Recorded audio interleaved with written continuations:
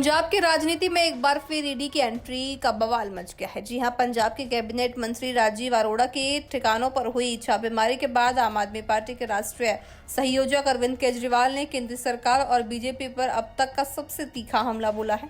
केजरीवाल ने एक press conference कर सीधे आरोप लगाया कि केंद्र की राजनीति अब सिर्फ एक ही मंत्र पर चल रही है, बीजेपी ज्वाइन करो या जेल जाओ।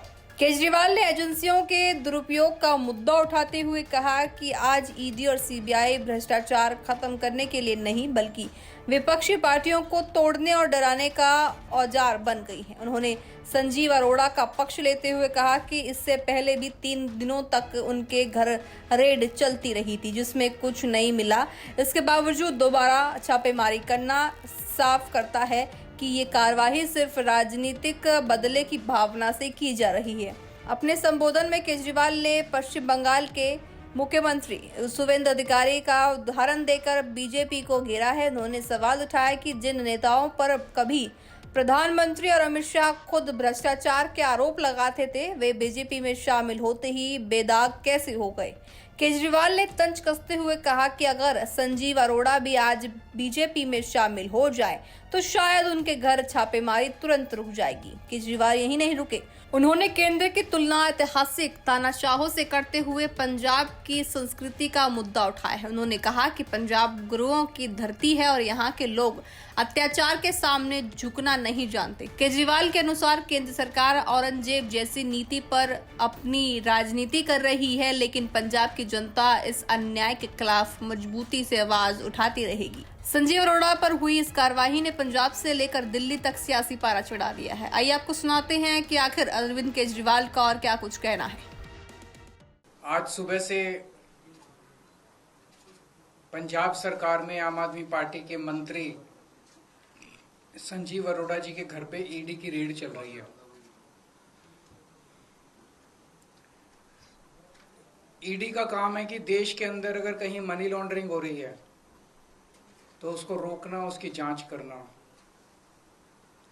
अगर इस मकसद से ईडी अपनी कार्रवाई करे तो हमें कोई परेशानी नहीं है,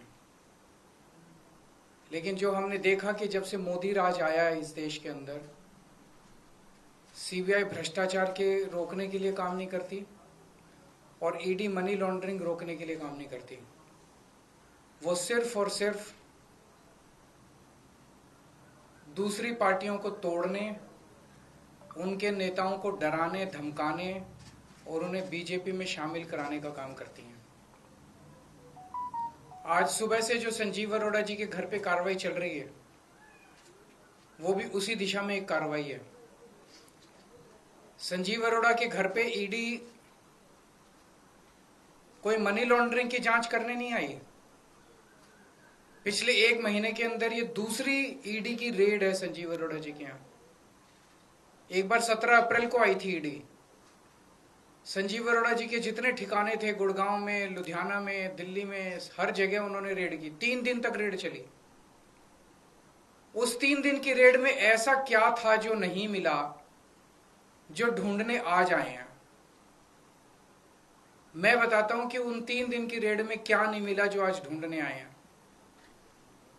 उसी वक्त अशोक मित्तल जी के यहां रेड हुई, उनके यहां भी 3 दिन रेड चली और उस 3 दिन की रेड के बाद अशोक मित्तल जी ने बीजेपी ज्वाइन कर ली। उनके यहां रेड खत्म हो गई, उनका सारा मामला रफा दफा हो गया। संजीव अरोड़ा जी ने बीजेपी ज्वाइन नहीं की। उस दिन उन पे काफी दबाव डाला गया, बीजेपी ज्वाइन कर लो, बीजेपी ज्वाइन कर लो। अगर वो उस दिन बीजेपी ज्वाइन कर लेते तो शायद आज ईडी की रेड नहीं होती। तो आज ईडी की रेड हुई है उनको सबक सिखाने के लिए कि तुमने बीजेपी ज्वाइन क्यों नहीं की।